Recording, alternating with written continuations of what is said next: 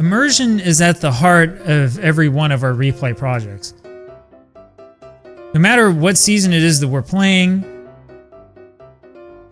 no matter how long we've been playing these games, no matter what year it is, every replayer wants to be as deeply immersed in their project as humanly possible. Now, I don't know fully the reason behind this. Maybe there's some psychological aspect. Maybe it's because we're trying to escape the drudgery of the world around us. Maybe it's out of frustration. Maybe it's just because we want to do something fun that we can get really deeply into. Now, of all the seasons in baseball history for immersion, I would argue that the 1908 season provides the best opportunity to become immersed. Sure, there's no video I could find from 1908, but this was undoubtedly one of the greatest seasons of all time, with two of the most exciting and crazy pennant races ever.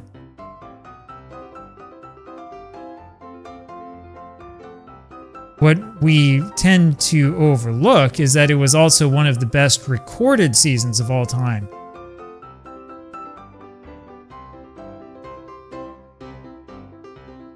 With tons of fascinating newspaper articles just waiting to be explored.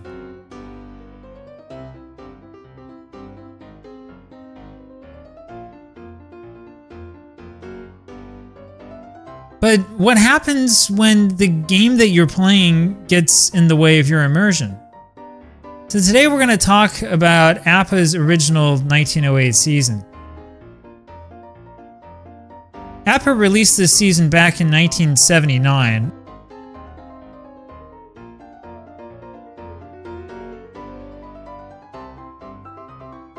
It was the 6th past season that the APBA game company released.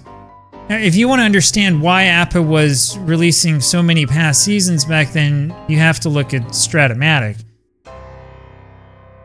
We'll talk about this in another video, but the truth is that Strat-O-Matic's advanced game caused a lot of headache for J. Richard Seitz, chiefly because he couldn't compete with it. Creating these past seasons was sort of APBA's answer. It was sort of their unbeatable app. Now, the demand was definitely there for those old seasons. However, as we've seen in the past, there were huge issues with quality control. And in fact, APBA's biggest problem was that its game engine was not really designed the way that J. Richard Seitz thought it was designed. Seitz tended to base his pitching grades on won-loss records and ERA.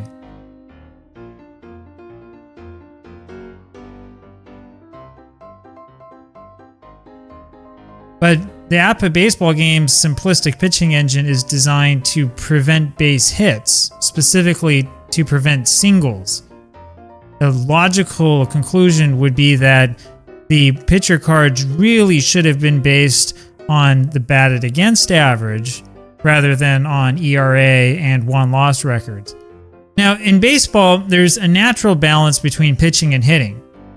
APBA's game, both its basic and master forms, sidestep this balance by preventing pitchers from impacting extra base hits in most situations. So, if the batter's play result indicates that he hit a single, pitchers of certain grades can turn that single into an out.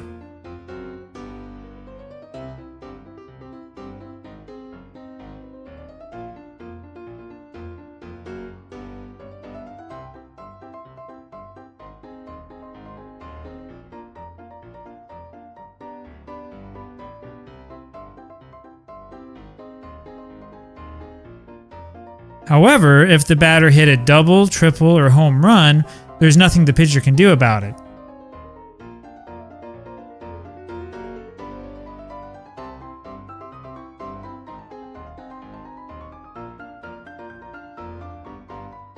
Sure, in the master game, the pitcher might be able to turn a home run into a double, but the base hit is still there. And there's the problem. So what does this have to do with the 1908 replay? Well, if you understand this problem, you'll understand why so many APBA 1908 replay results tend to be so out of whack. Now, this problem really only impacts the original release of the 1908 season. What happened is J. Richard Seitz became excited with pitchers like Big Ed Walsh, who won 40 games, great season by Christy Mathewson, and a bunch of other famous pitchers.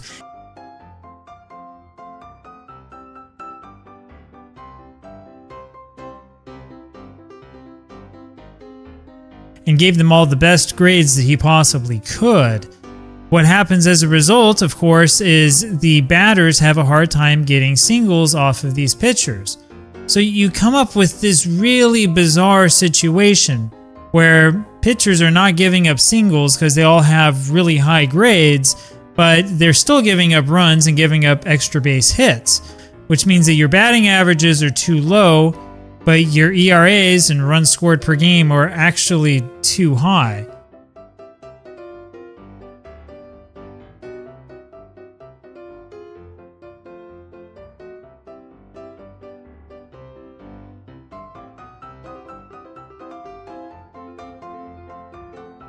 It's a mess, and it's not just 1908 and other deadball era seasons that are affected. You see the same thing if you play with the original APBA original franchise all-star set. Why? Because you have a lot of superhuman pitchers who have these great grades, and they're preventing the batters, who are also superhuman, from getting any singles. You end up with really bizarre results where there's a little bit too much slugging. Too much of the slugging percentage is coming from extra base hits, and runs scored are out of whack, but you don't quite get enough singles. So the biggest question that you have, of course, is now that you know what the problem is, what can you do about it? Well, there's really not a whole lot that you can do about it. I mean, the problem of the pitchers only influencing certain numbers is kind of a core feature of the APBA game company's game, right?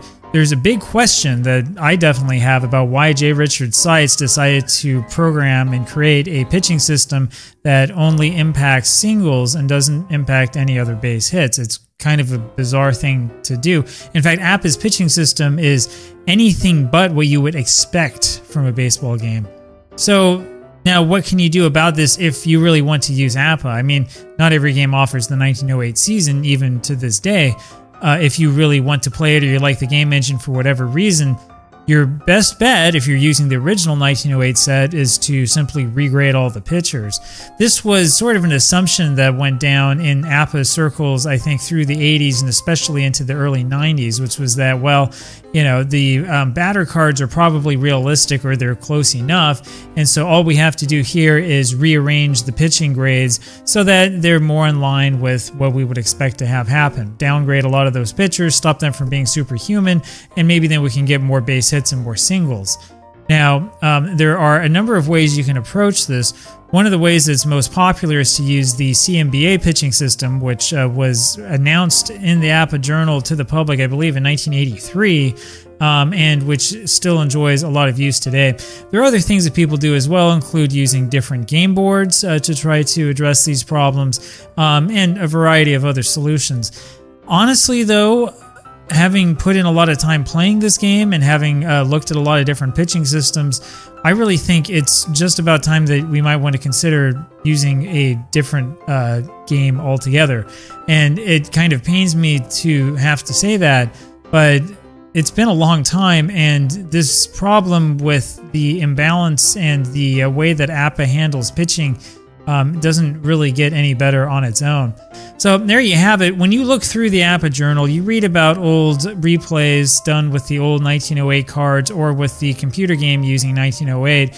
You'll see this problem come up over and over and over again. I found one replay in which the person made no changes at all to the way that the cards were graded, and this person unfortunately did not keep track of their batted against average or even report the league batting average or league ERA, so we can't really do much with it. There you have it. But when it comes to 1908 and the original APBA season, yeah, it really exposes a lot of the weaknesses in the game engine.